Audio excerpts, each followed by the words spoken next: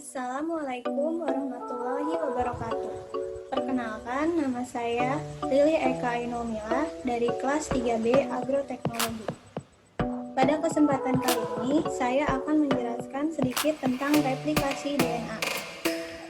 Sebelum masuk pada proses replikasi DNA, kita akan mengenal terlebih dahulu apa itu DNA.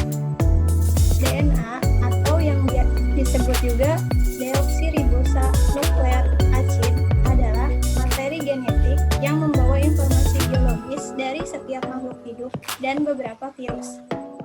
Atau kita juga bisa menyebut DNA adalah asam nukleat yang menyusun gen dalam inti sel. DNA sebenarnya pertama kali ditemukan pada tahun 1869 oleh Friedrich Miescher.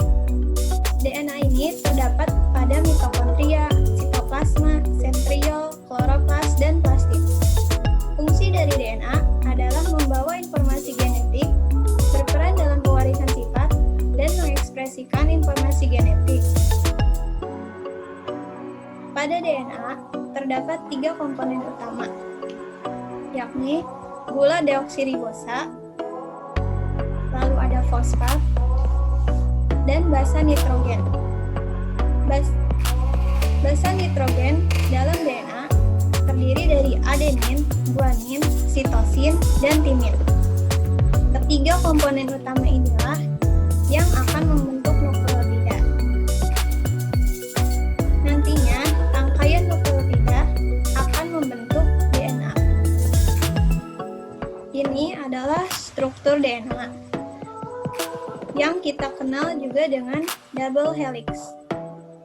Terlihat bentuknya seperti tangga yang dipelintir. Di sini terlihat juga ada komponen-komponen utama dari DNA, yaitu ada fosfat, ada gula deoksiribosa, dan ada pasangan basa nitrogen yang dihubungkan dengan ikatan hidrogen lemah. Pasangan basa nitrogen pada DNA antara lain ada A dengan T, T dengan A, S dengan G, dan G dengan S.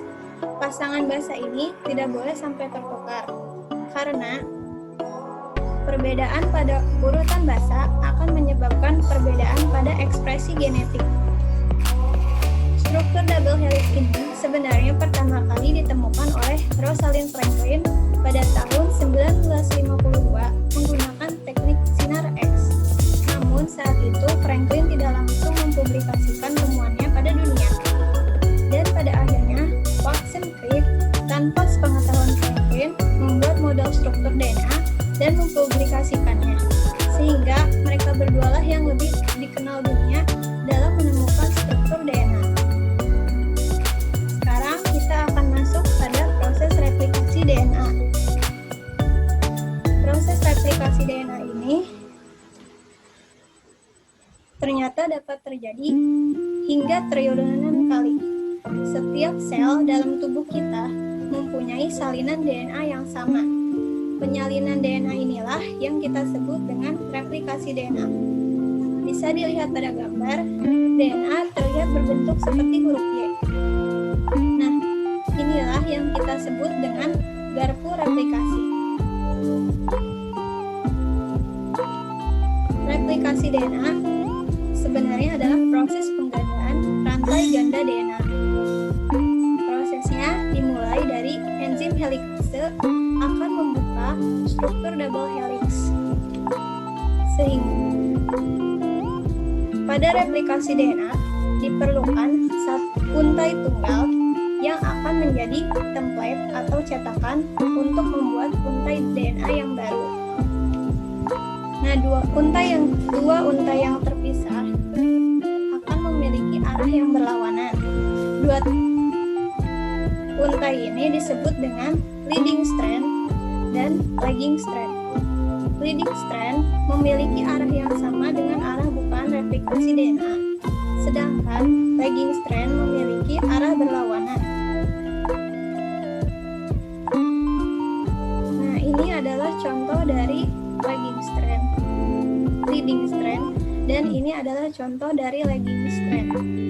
Bisa dilihat leading strand ini arahnya sesuai dengan arah bukaan DNA, sedangkan lagging strand adalah kebalikannya.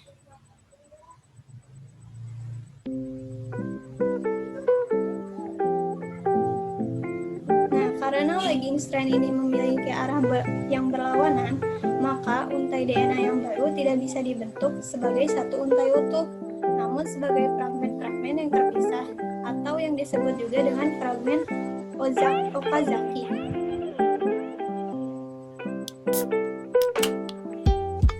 Nah, setelah enzim helikase membuka struktur double helix, lalu enzim primase akan membentuk rantai nukleotida awal dalam replikasi DNA.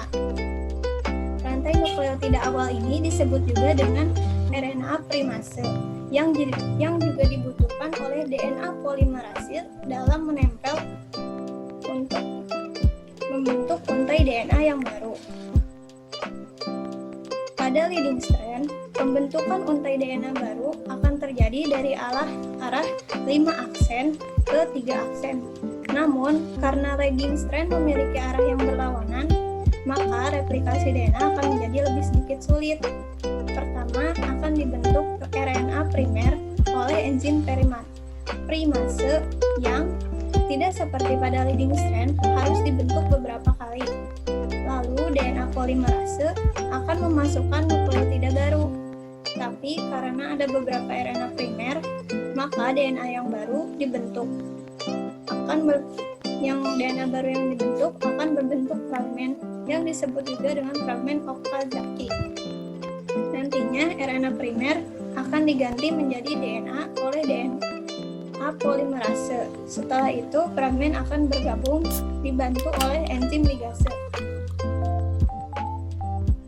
Pada leading strand, setelah enzim primase membentuk rantai nukleotida awal, prosesnya akan langsung diteruskan oleh enzim DNA polimerase yang akan memasukkan nukleotida yang cocok dengan template DNA sebagai satu untai yang utuh.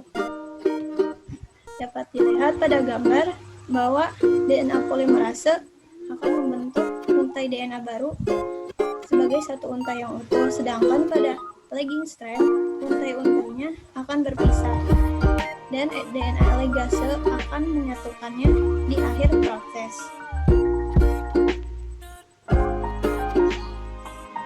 Pada replikasi DNA, ada 3 mekanisme yang terjadi.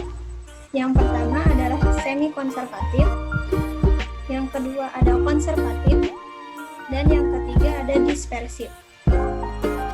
Pada semi-konservatif, pita double helix akan membuka dengan bantuan enzim, yaitu enzim helikase, dan dari masing-masing pita DNA hidup akan terbentuk pita DNA yang baru.